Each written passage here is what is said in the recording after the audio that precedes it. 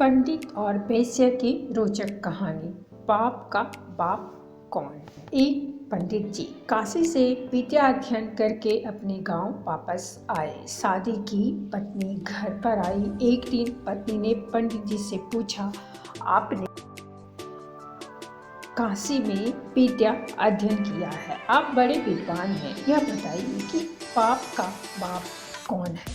पंडित जी अपनी पोथी पत्र पलटते रहे पर पत्नी के प्रश्न का उत्तर नहीं दे सके। उन्हें बड़ी शर्मिंदगी महसूस हुई कि हमने इतनी विद्या ग्रहण की पर आज पत्नी के सामने लज्जित होना पड़ा। वे पुनः काशी विद्या अध्ययन के लिए चल दिए। मार्ग में वे एक घर के बाहर विश्राम के लिए रुके। वह घर एक वेश्या का था। वेश्या ने पंडित जी से पूछा, कहाँ जा रहे हैं महाराज?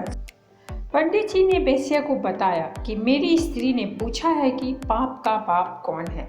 इसी प्रश्न का उत्तर खोजने काशी जा रहा हूँ। वेश्या ने कहा, आप वहाँ क्यों जा रहे हैं?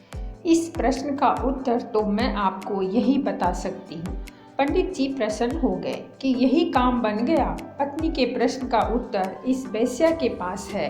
अब उन्हें दूर नहीं जाना पड़ेगा। वेश्या ने पंडित जी को 100 रुपये भेंट देते हुए कहा, महाराज, कल अमावस्या के दिन आप मेरे घर भोजन के लिए आना। मैं आपके प्रश्न का उत्तर दे दूंगी। 100 रुपये का नोट उठाते हुए पंडित जी ने कहा, क्या खर्च है, कर लेंगे भोजन। यह कहकर वेश्या को अमावस्या के दिन आने की कहकर पंडित जी चले गए। अमावस्या के दिन वेश्या रसोई बनाने का सब सामान इकट्ठा कर ली। पंडित जी आए और रसोई बनाने लगे तो वेश्या ने कहा, पक्की रसोई तो आप सबके हाथ की खाते ही हो, कच्ची रसोई हर एक के हाथ की बनी नहीं खाते। मैं पक्की रसोई बना देती हूँ, आप खा लेना। ऐसा कहकर वेश्या ने 100 रुपये का एक नोट पंडित जी की तरफ बढ़ा दिया।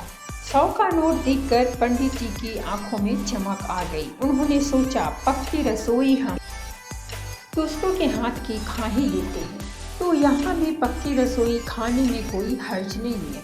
वेश्या ने पक्की रसोई बनाकर पंडित जी को खाना परोस दिया।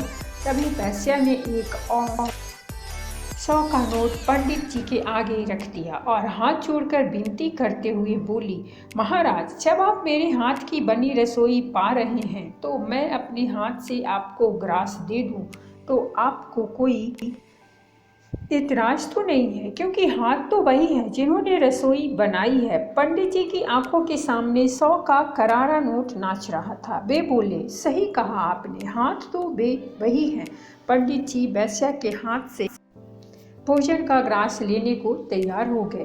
पंडित जी ने वेश्या के हाथ से ग्रास लेने के लिए जैसे ही मुंह खोला, वेश्या ने एक करारा थप्पड़ पंडित जी के गाल पर जड़ दिया और बोली, खबरदार, जो मेरे घर का अन्न खाया। मैं आपका धर्म भ्रष्ट करना नहीं चाहती।